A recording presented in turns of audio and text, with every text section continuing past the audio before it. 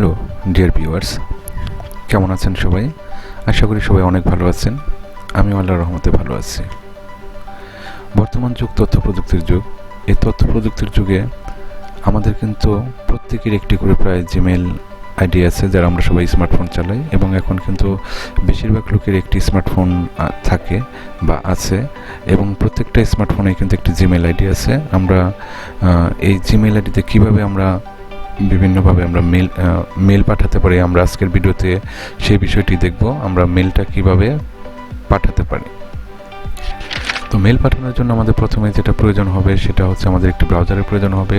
ব্রাউজারে দেখবেন যে আপনাদের এখানে যদি এরকম থাকে ইনবক্স মেইলের চিহ্ন, সেটা আমরা ব্যবহার করতে পারি। আর যদি না থাকে কোনো সমস্যা নেই, আমরা অ্যাড্রেস বারে লিখব www.gmail.com। এই যে আমরা লিখছি www.gmail.com।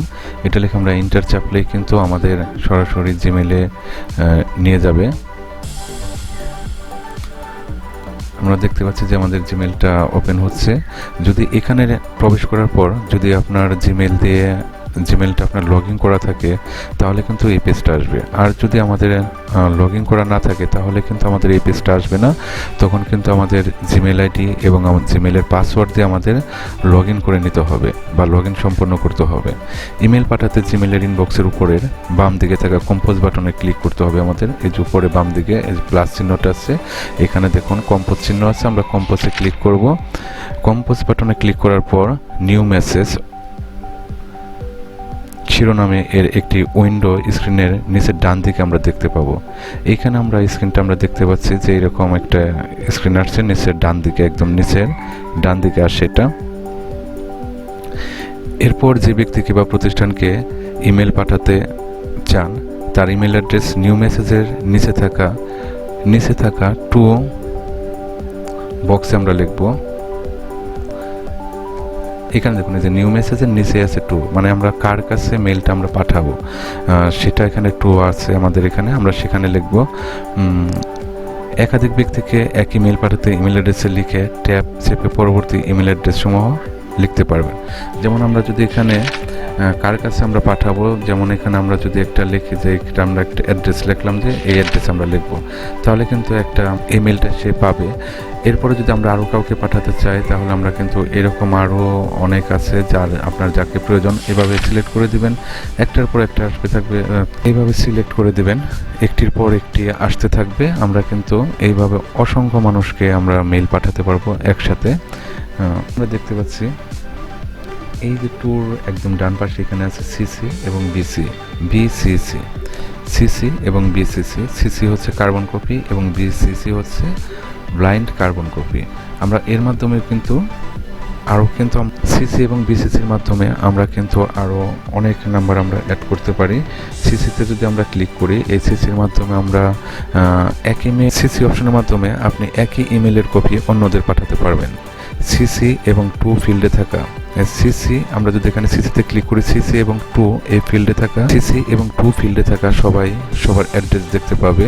আর যদি আমরা বিসিসি মানে ব্লাইন্ড কার্বন কপি করি, তাহলে কিন্তু বিসিসিতে থাকা কোনো ব্যক্তি একে অপরের অ্যাড্রেস দেখতে পারবে না। অর্থাৎ ইমেলটা যার কাছে যাবে, আমরা যদি সিসি এবং বিসিসি আমরা ব্যবহার করি, তাহলে কিন্তু যারা মেলটা পাবে তারা সবার অ্যাড্রেসটা দেখতে পারবে, যে কাকে এই মেসেজটা পাঠানো হয়েছে, মেলটা পাঠানো হয়েছে, সেটা কিন্তু দেখতে পারবে। এটা অত্যন্ত গুরুত্বপূর্ণ একটি বিষয়। আমরা যদি একজনকে পাঠাই, তাহলে তো আর আমাদের সিসি বা বিসিসির প্রয়োজন নেই। অর্থাৎ এটা আমাদের যাদের একসাথে অনেক লোককে মেল পাঠাতে হয়, তাদের ক্ষেত্রে এই বিষয়টা আর কি গুরুত্বপূর্ণ। এরপরে আমরা দেখতে পাচ্ছি যে সাবজেক্ট ফিল্ডে ক্লিক করে ইমেলের বিষয় কি তা লিখুন। এখানে আমরা কি বিষয়ে আসলে মেলটা পাঠাচ্ছি, আমরা এরকম যা খুশি যে বিষয় লিখছি সেটা কিন্তু আমরা লিখতে পারি, সে বিষয়ে আমরা লিখতে পারি।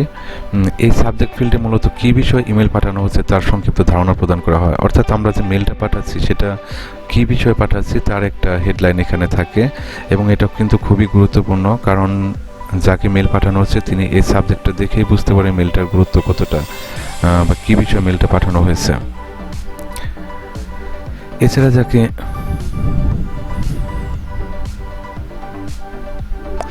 সাবজেক্ট বক্সের নিচে খালি জায়গাতে ইমেলের বডি লিখতে হয়, অর্থাৎ এই যেখানে যে খালি জায়গাটা আছে, এখানে যে খালি জায়গাটা আছে যে সাবজেক্টের নিচে যে খালি জায়গাটা, এই যেখানে জায়গা আছে তার নিচে, এখানে কিন্তু মূলত বডিটা লিখতে হয় সাবজেক্টের নিচে মিলে বডি, অর্থাৎ ইমেলের মূল বিষয়বস্তু আমি কী বিষয়ে মেল করছি সেটা কিন্তু এখানে লিখতে হবে। আপনার যা দরকার আপনি এইভাবে লিখতে পারেন। যেভাবে আমরা টেক্সট ফরম্যাটিং করি একইভাবে ইমেলও ফরম্যাটিং করা সম্ভব, অর্থাৎ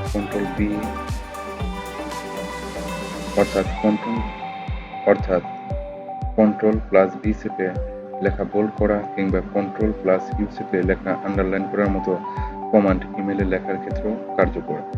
এছাড়া যেখানে দেখুন সেন্ড বাটনের ডান পাশে যে এ লেখাটা আছে, এতে আমরা ক্লিক করলে কিন্তু আমরা এই লেখা ফরম্যাটিং এর যে অপশনগুলো আছে সবই পাবো। এখানে পি ক্লিক করলে লেখাগুলো মোটা হবে, পি যদি আমরা ক্লিক করি লেখা মোটা হবে, যদি আমরা আই ক্লিক করি এটা ইটালিক হবে, ইউ করলে আন্ডারলাইন হবে, এরকম আরো অনেক অপশন আছে। আপনার যদি প্রয়োজন হয় সেটা আপনি করে নিতে পারেন।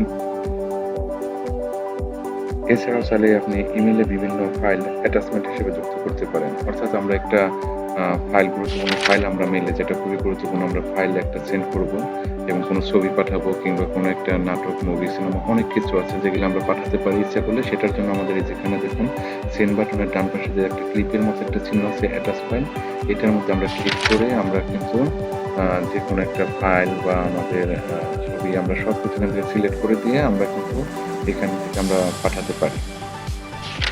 এরপরে ডান পাশে আছে দেখুন ইনসার্ট লিঙ্ক, এখানে আমরা কোনো লিঙ্ক এখানে আমরা দিয়ে দিতে পারি। এটা আছে আমাদের ইমোজি একটা অপশন আছে, এখান থেকে কিন্তু আমরা এখান থেকে আমরা ইমোজিগুলো সিলেক্ট করে দিতে পারি যেটা প্রয়োজন। দেখুন এখানে আমরা সিলেক্ট করতে পারি।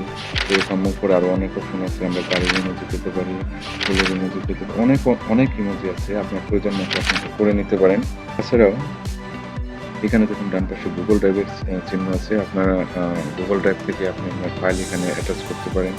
এখানে দেখুন আপনার বিভিন্ন ফাইলগুলো আপনি নিয়ে নিতে পারেন যেটা প্রয়োজন গুগল ড্রাইভ থেকে। এবং আছে ছবি, আপনি যে কোনো ছবি আপনি পাঠাতে পারেন, যে কোনো ছবি আপনি এখানে সেন্ড করতে পারেন, সমস্ত অপশনগুলো আপনি পেয়ে যাবেন। এবং এর পাশে আছে দেখুন একটি গুরুত্বপূর্ণ একটি বিষয় যেটা এখানে হচ্ছে, এছাড়াও তালা ও সময়ের জন্য একসাথে যে আইকনটি রয়েছে সেটিতে ক্লিক করে কনফিডেন্সিয়াল মোড অন বা অফ করা যাবে। এই ফিচারের মাধ্যমে কোনো ইমেল কতদিন পর এক্সপায়ার অর্থাৎ নষ্ট হয়ে যাবে তা সেট করা যায়।